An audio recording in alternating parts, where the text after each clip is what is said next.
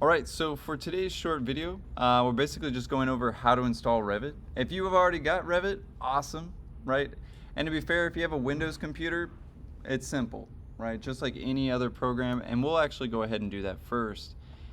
Essentially, you can go to Autodesk and look for it yourself, which by the way is like really hard. It's trying to sell you something like every 5 seconds. So often what I do is type in autodesk.com education, and that's a much easier, right? You will need to make a login. As you see, I'm signed into Christopher Red and using my EDU account. That is crucial because they give you free licenses, right? To be fair, Revit alone is about $5,000 a year per computer, right? So save yourself some money, especially as a student. Be a student as long as you can, right? That way you can get some of these.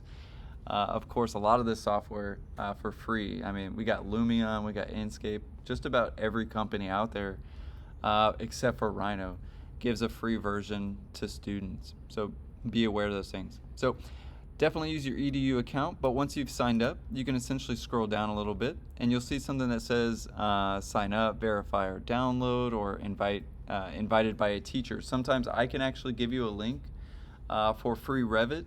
However, at San Antonio College, you're only going to see me for maybe about 2 years.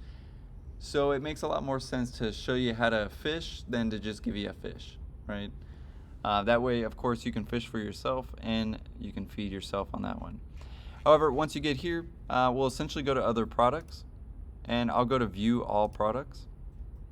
In my case, I'm going to click on Revit. You'll see that it only runs on a Windows, so we'll talk about that. If you have a Macintosh, whether it be Apple or Intel, we'll talk about those differences. So I'll select Revit. In my case, I'll select an educator. In your case, you'll select a student. It really kind of has the exact same things. It'll bring up the same window.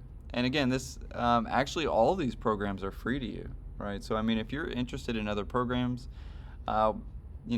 Twin Motions, this is where you can get it. If you've kind of wondered how some of the students in your studio are doing cool renders and things like that, Twin Motions is definitely maybe how they're applying that. Keep in mind, it does have to have a very strong computer to do some of these things.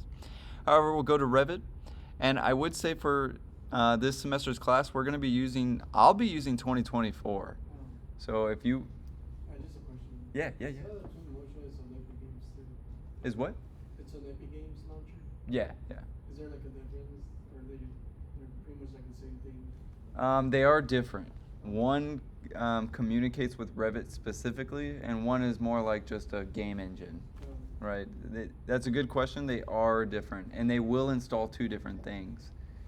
Both, unfortunately, are both 16 gigabytes, right? So do be careful, and that is a great question. The question was, is there a difference between Twin Motion for Revit and just regular Twin Motions by Epic Games?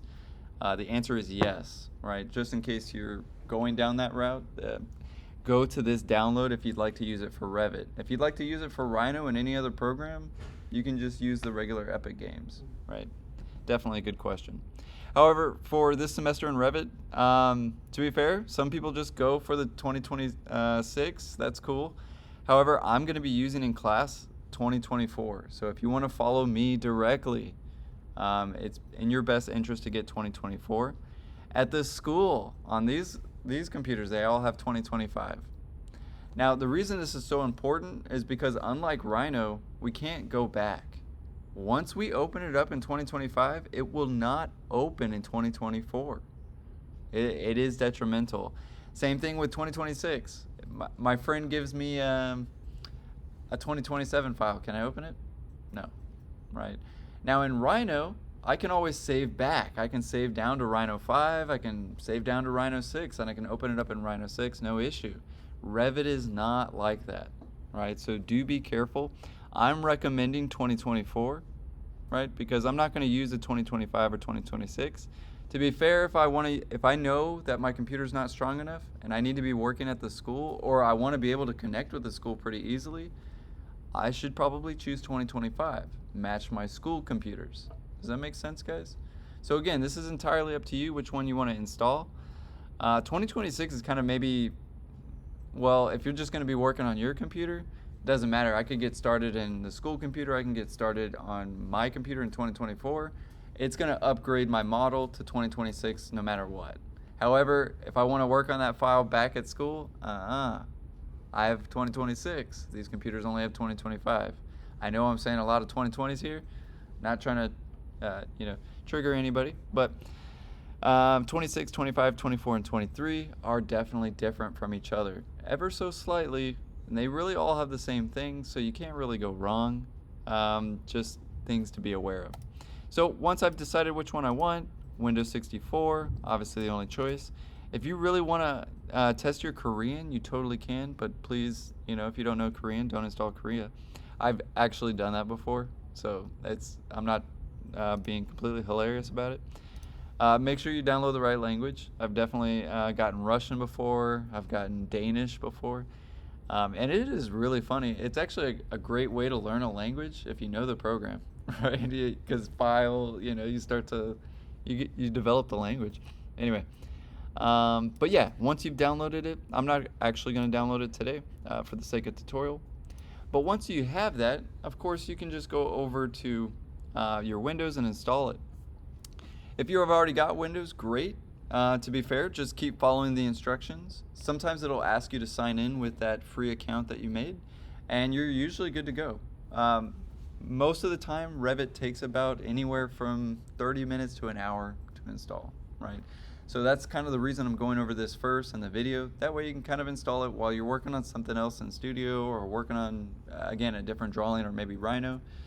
This is maybe installing in the background because it will take a good portion of your disk drive, right? I think it's somewhere about 32 to 35 gigabytes, right? So if you don't have that free or you only have that amount left, don't install it, right? Just use the school computers. It won't be the end of the world, and we'll only be in Revit for technically 5 class periods. So not really a lot going on there. And to be fair, we'll probably just even get started in it with just 2 weeks, right? We will be doing our final in Revit, so there is that. Once, if I have a Windows, I have it installed, I basically just hit install, we're good to go. Now, if I have an Apple, specifically an Apple Silicon, right? So if you have an M1, M2, M3, M4, obviously this is kind of the best way to go, is actually setting up a virtual machine. Now, I know for most of us, especially right now, all of you guys have Windows. You can totally tune out, right? This one's kind of the ones for the watching at home and maybe didn't make it to class. So if you have an Apple Silicon computer, which is what it's referred to as, you'll need to install a virtual machine. Unfortunately, Boot Camp is no longer available for the Apple Silicon machines. So in order to do that, you'll basically just go to Parallels, right? It's even up to 25% off, and yes, they do offer some special student stuff. To be fair, there's a reason why we only do Revit for 30 days. Guess how long this trial lasts? 30 days. So you don't even need to pay for Parallels if you have an Apple. However, it's not actually that expensive. I pay, I think, $80 and I have it forever. So definitely not too bad. And I think that was with a teacher discount. But again, once I install that, it's going to look something like this, right? However, a virtual machine is just a program, right? If I actually want to run Windows, I need to download a free version of Windows. It's a very specific version of Windows that only works on the Macintosh Apple Silicon. So it is called an ARM chip, which is essentially what Apple Silicon chips are basically like. You'll select, Windows 11, and it's free, absolutely free. Now, if you need a Windows ISO for whatever reason, maybe you're installing Boot Camp. There's nobody here with an Apple Intel computer. They are getting dated. The last Intel Apple was made in 2019, so it's already kind of getting phased out, if you will. So Boot Camp is another option, but I'm not going to go over that today. You can refer to maybe even one of my other videos if you need to install Boot Camp. Anyway, so we have our ISO, we have Parallels installed, and I'm basically just going to get Windows 11 from Microsoft. In fact, if you have Parallels, there's even a button for you that installs it, or if you want Windows or Linux or even another Mac OS system, you can install that. Now I've already got mine installed, so I'm going to go ahead and power up my Windows 11. And you'll see that I can run both my my Macintosh and my Windows 11 all at the same time. Of course, it has to start up just like any other program. But this may be the best route for you. In all fairness, I personally think that my M4 chip totally outdoes any boot camp whatsoever. However, it does have limitations as a virtual machine. However, it runs Revit just fine. So as you'll see, I've got Epic Games going. I got all kinds of stuff. I got Lumion on this one, so I've been doing some Lumion renderings. I can't do that in my Macintosh per se, as much as I can do it in my Windows machine. So yeah, I mean, you still have options. Even though I don't have a Windows computer, I'm still doing all the stuff Windows computers can do. So definitely, you know, some people are like, nah, you should never get a Mac for architecture. I beg to differ. It runs a lot better, and I get to do it simultaneously. So that's just me. But again, it is a pretty penny in terms of getting these kinds of computers.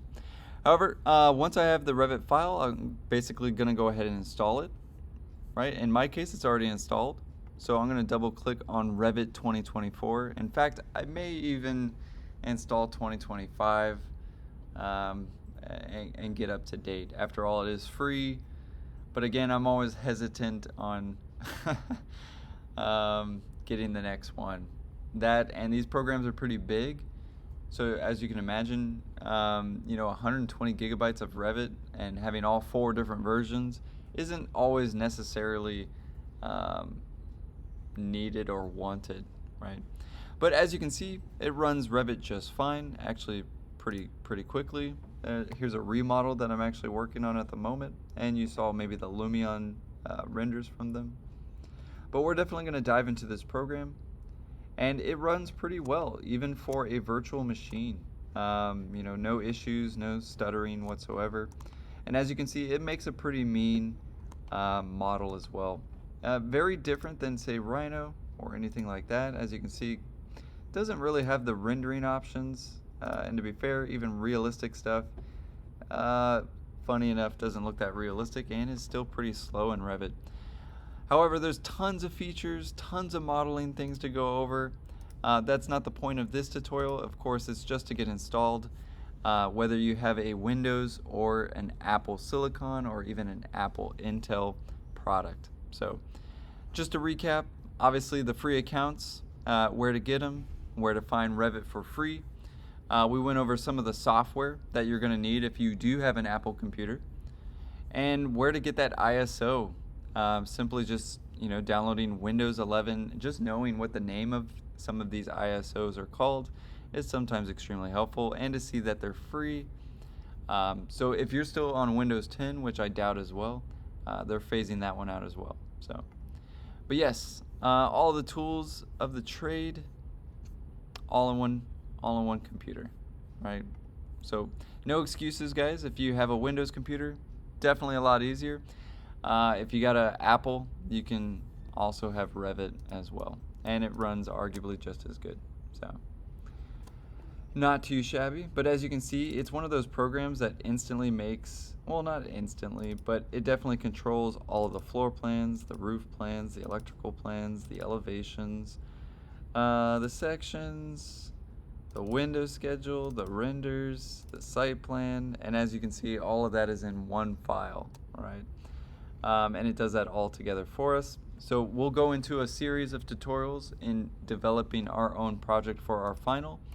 But is there any questions about the installation process? I think it's pretty fair and simple. Even Cassie already has it installed, didn't have any issues. So if there's no questions, I'll go ahead and end it there for today. And back on my Mac side.